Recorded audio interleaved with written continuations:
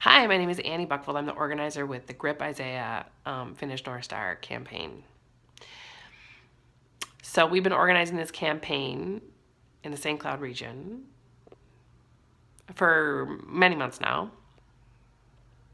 It's Friday, March 4th. Tomorrow we're going to have a press conference about the fact that next week when the session starts, a session where everybody agrees that transportation is a huge priority, we're going to be taking these petitions down and delivering them to the governor's office, to our local elected leaders, Representatives Howe, Tice, O'Driscoll, and Knobloch. And hopefully we're really trying to get a meeting with the Speaker of the House, because he ran and he won on a campaign promise that he was going to pass a transportation bill that was going to meet the needs of greater Minnesotans. So we've been trying to get a meeting with him or get his thoughts on this matter for a very long time. We've found out that he will not meet with us unless we have a constituent from his district, which his district is just under 40,000 people. State of Minnesota has more than 5 million people. So we think if the Speaker is going to be thinking about passing a transportation bill that meets the needs of greater Minnesotans, he should meet some of those people from greater Minnesota that are most interested in this issue and organizing around this issue, and have flipped the narrative and public understanding around what the needs and the desires of people in greater Minnesota are. So the fact of the matter is, it's 21st century. We are one whole state living in the 21st century. People in St. Cloud want a train.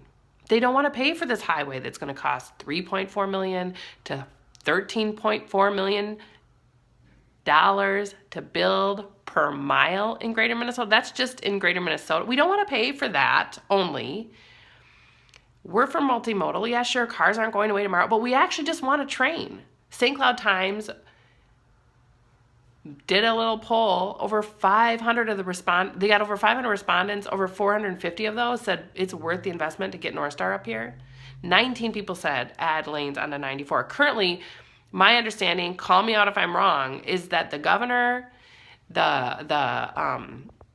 Senate bill, the House, it's roads, bridges. Republican Tim O'Driscoll wants to add lanes on the 94, even though 19% or 19 people out of those over 500 said, yeah, add extra lanes. If they knew how much it costs, I actually think that they could be persuaded to think, oh, North Star's the better deal. But beside that fact, there's over 450 people that say, just build this train. So I'm in my office. We've got some posters here we're going to be taking down. I got like all these petitions and stories to organize. It's so funny to me. Like, I grew up in Minneapolis. It's so funny to me, the disconnect from people in the metro to the concerns of the St. Cloud region. There is a major disconnect. It exists just in general. It absolutely exists at our capital. I am so clear that this exists at our capital. Thankfully, Jim Knobloch gets it. And he's been working hard, and he's been working with us, and he's been relating to us. But basically everybody else seems to think that we're not paying attention.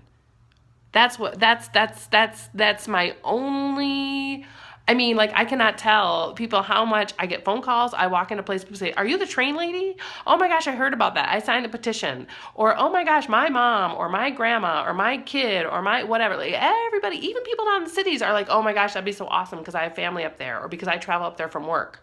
Everybody wants this train. People go to Europe, they come back, they don't talk about the Louvre.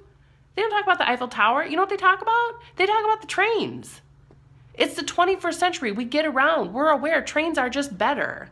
They're better for all sorts of reasons. So don't pass a transportation bill and think that all you need to do for Minnesotans, and especially those in greater Minnesota, and especially those in the St. Cloud region, all you have to do is get some roads built or paved or taken care of. No, it's not good enough. And it won't be good enough. And we are so clear about this up in St. Cloud.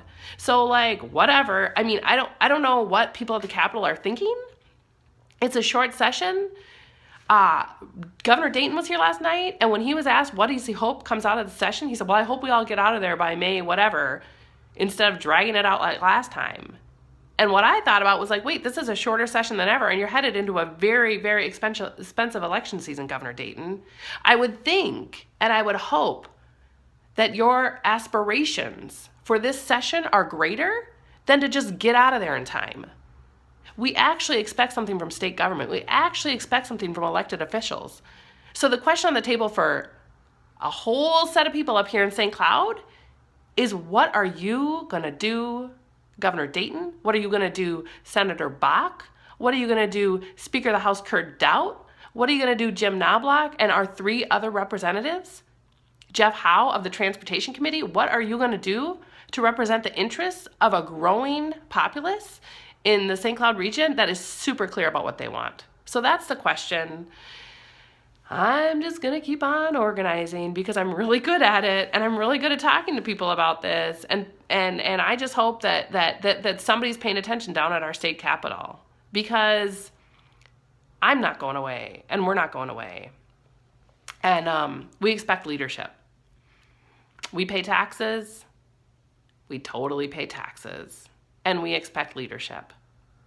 Thanks. And I look forward to seeing many of them on March 10th.